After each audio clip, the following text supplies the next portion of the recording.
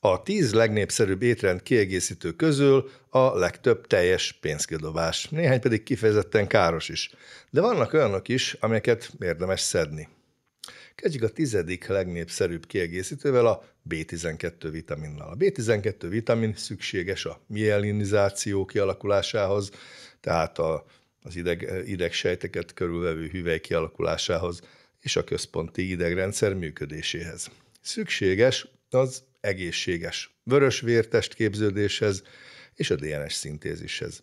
Amikor a vitaminok és ásványi anyagok beviteléről beszélünk, az a megfelelő bevitel, ami a minimálisan szükséges ahhoz, hogy biztosan ne alakuljanak ki hiányállapotok.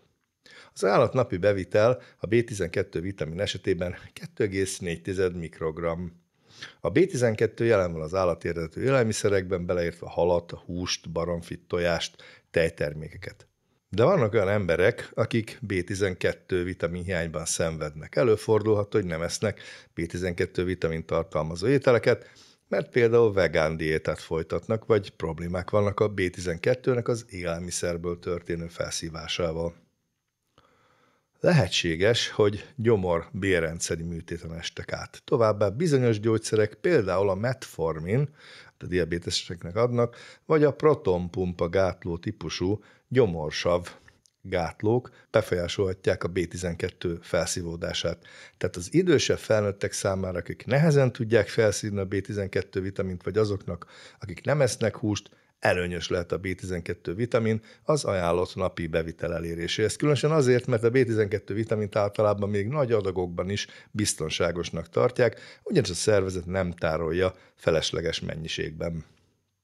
Tehát bár a legtöbb embernek a B12 vitamin kiegészítők csak költséges pisilést jelentenek, van egy csoport, akinek előnyös.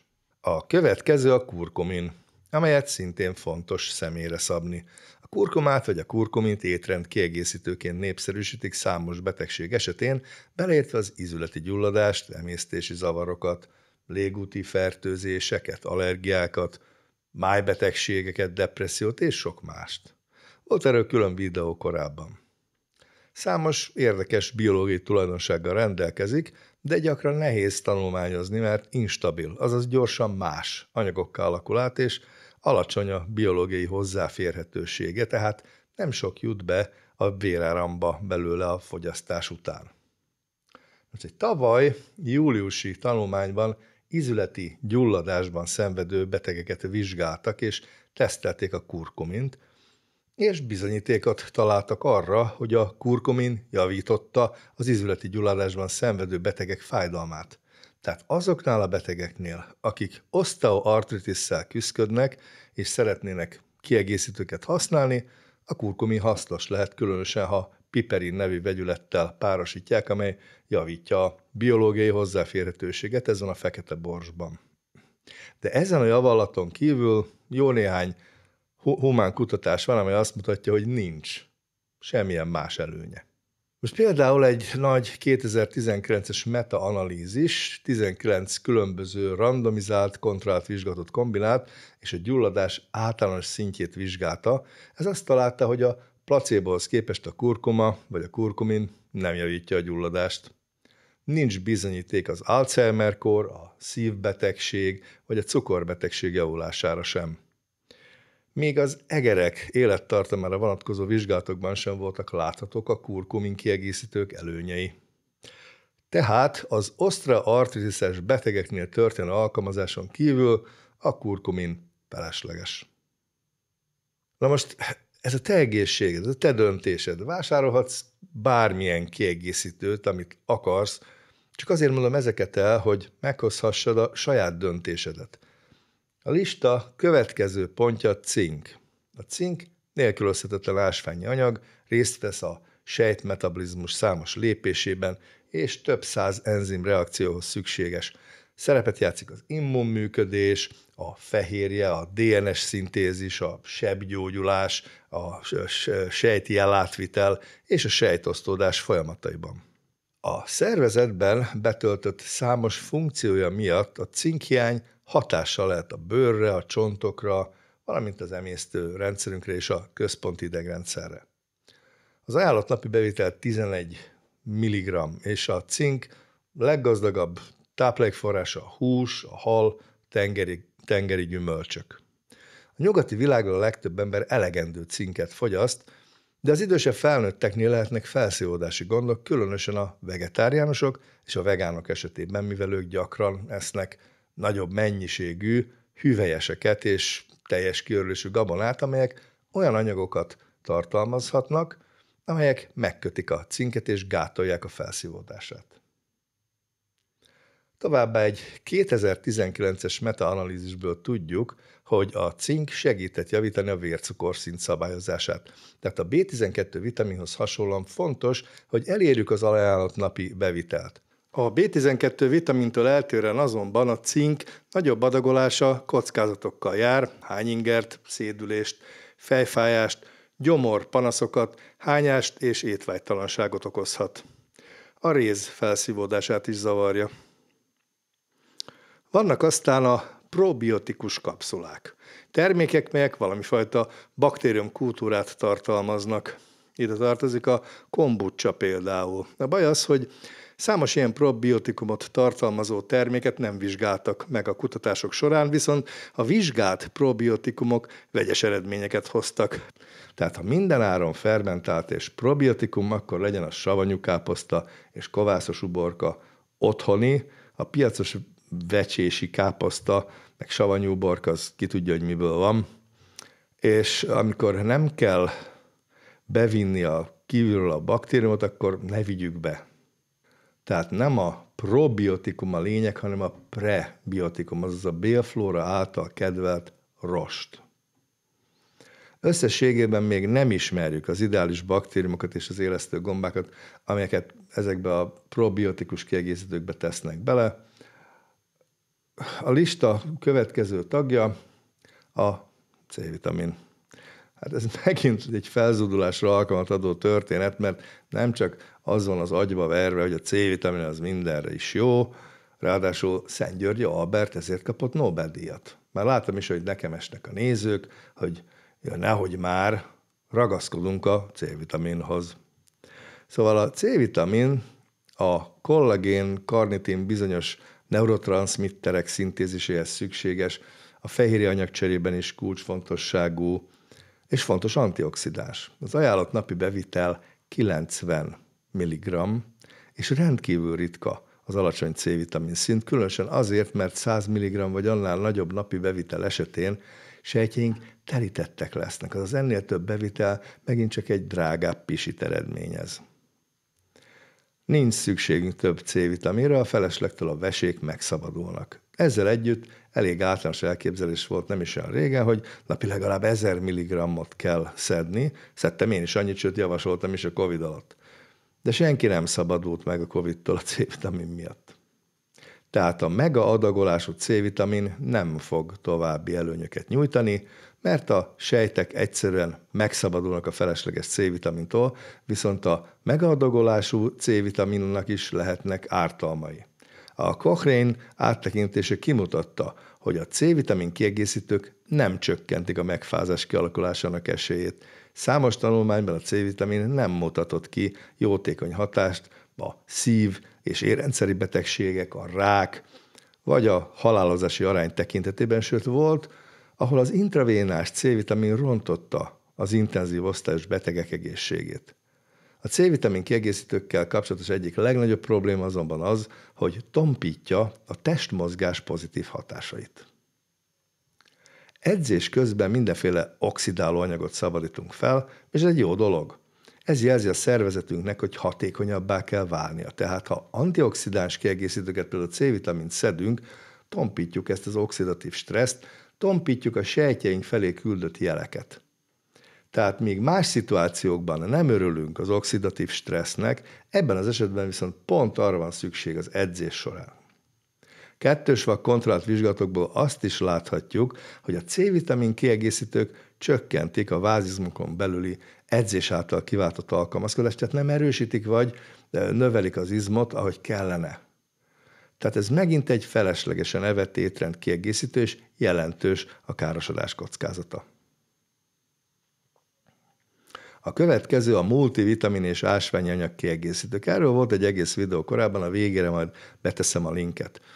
Ezeknek van egy érdekes aspektusa, mivel a világon minden ilyennel foglalkozó cég Kínából szerzi be az alapanyagot, képzeljük el, mekkora a szennyezettség rizikója egy többszörösen kombinált készítmény esetén, akár 25-30 különféle dolgot tartalmazhatnak ezek, és mind külön-külön szennyezett lehet, ahogy ezt a gyógyszer alapanyagok esetén is láttuk, akár rákkeltő anyagokkal. Bár volt olyan vizsgálat, ahol a napi multivitamin pótlás statisztikailag javulást eredményezett az általános gondolkodásban a placebóhoz képest, lehetséges az, hogy tipikusan idős emberek egyszerűen nem étkeznek megfelelően. Itt szeretném megköszönni a csatorna állandó támogatójának, az Ormos Intézetnek, hogy támogatja a csatornát. Az Ormos Intézet egy jól felszerelt és kiváló szakorvosokkal rendelkező magánorvosi intézmény, az elérhetőségük a videó alatti leírásban megtalálható. A negyedik legnépszerűbb kiegészítő a koenzim Q10. Ez is antioxidáns tulajdonságairól ismert, különösen a mitokondriumokban. De azt is tudjuk, hogy sejtjeink képesek saját Q10-et termelni. Rengeteg vizsgálatot végeztek annak megállapítására, hogy van-e előnye a Q10-zel való kiegészítésnek. A lényeg az, hogy a rák kezelésében semmilyen előnyt nem tapasztaltak, nem akadályozta meg a szívbetegségeket, és nem volt klinikailag jelentős hatása a vérnyomásra. Ami pedig az agy egészségügyi vizsgálatait illeti, a korai Parkinson-kór esetén sem mutatott semmilyen előnyt. A Q10-et az utóbbi időben a közösségi médiában javasolták statin gyógyszereket szedő betegek számára. Az eddigi kutatások azonban nem mutattak hasznot ebben az esetben sem. Az összes kutatást összevetve azt látjuk, hogy a koenzim Q10 is csak egy pazarló étrend kiegészítő.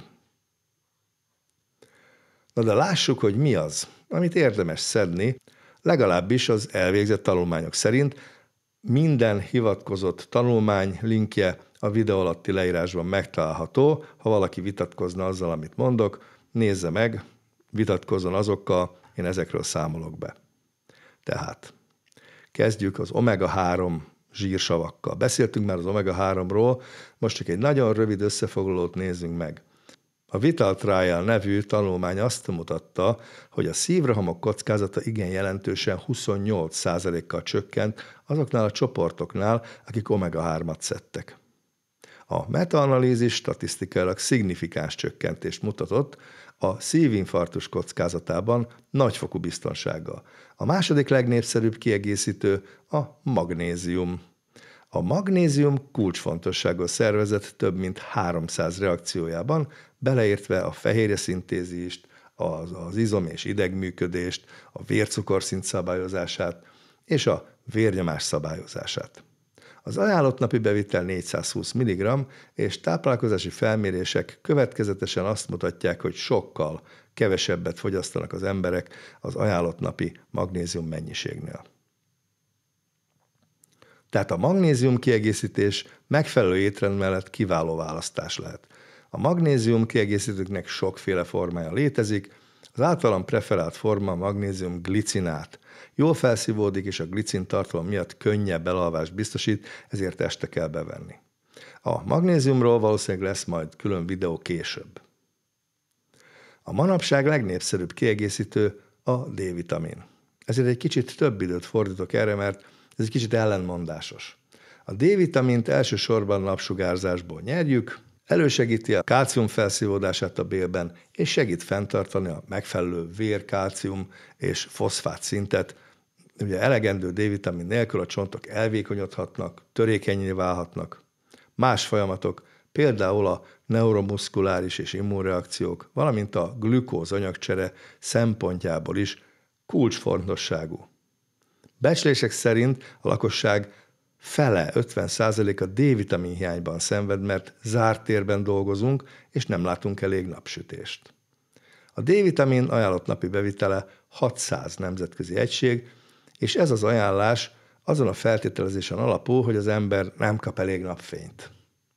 Ezért jó ötletnek tűnik a megfelelő adagolású D-vitamin kiegészítés az ajánlott napi bevitel eléréséhez. A D-vitamin mega adagolása azonban, amit a legtöbb D-vitamin kiegészítő tesz, nem nyújt többletet, és ártalmakkal járhat. 11. Randomizált, kontrollált vizsgálat metaanalízise szerint a D-vitamin nem kínált előnyöket a törések megelőzésében. Jó bizonyíték van arra is, hogy nem csökkenti az esések vagy sérülések számát, és nem javítja az izomműködést. Bizonyítékok vannak arra, hogy a D-vitamin kiegészítők nem csökkentik a szív- és érrendszeri betegségek, a rák, a depresszió vagy a 2-es típusú cukorbetegség előfordulását. Ehelyett jelentős kockázatot jelent a D-vitamin mega adagolása, megemeli a vér kálcium szintjét, ami émegéshez, hányáshoz, izomgyengeséghez, fájdalomhoz, étvágytalansághoz, túlzott szomjúsághoz és vesekő kialakulásához vezethet. Arra is bizonyíték van, hogy a D-vitamin nagy adagolása csökkenti a csontok ásványanyag sűrűségét. Valószínűleg gyengíti a csontjainkat. Az ellenérv most az, hogy a D-vitamint a K2 vitaminnal és magnéziummal együtt kell szedni, ezek még tudományosan bebizonyítandó állítások. Egyes elvont guruk, mint a szientológus Erik Berg a mai napig naponta 10 000 egység D-vitamin szedését javasolja. Erre nincsen egyáltalán tudományos magyarázat és tanulmány. Általánosságban azonban az a véleményem, hogy a nagy zajt a közösségi médiában csapják, és ez arra ösztönzi az embereket, hogy nagy adag D-vitamint szedjenek be, de ahogy mondtam, a jelenlegi kutatások alapján nincs bizonyíték ennek a hasznára. Ha valaki megfelelően adagolt kb. 1000 nemzetközi egységnyi D-vitamin kiegészítőt használ naponta, a D-vitamin szintje teljesen rendben lesz. Ez az oka annak, hogy egyetlen orvosi irányelv sem ajánlja a D-vitamin tesztet szűrő eszközként a lakosság számára, mert nincs további előnye azon túl, hogy 1000 nemzetközi egységnyi D-vitamint adunk hozzá. És ezt szeretném még egyszer hangsúlyozni, mert ez mindig előkerül a kommentek között. Nem fogok vitatkozni azzal, hogy ez meg az, ezt és ezt mondta, ehelyett a videó alatti leírásban ott vannak részletesen a referencia linkek az adott vizsgálatokhoz. Félreértés ne essék, bárki bármit kiegészíthet, megvehet, megehet, amit akar.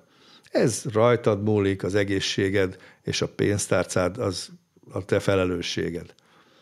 Csak azért vagyok itt, hogy bemutassam a humán klinikai kutatásokat és irányelveket ezekkel a dolgokkal kapcsolatban. És adott esetben lehetővé válhat egy kis spórolás is, amit el lehet költeni minőségi élelmiszerre például, de a Patreon támogatói linkem is itt van, a csatornát is lehet támogatni a megspórolt pénzből.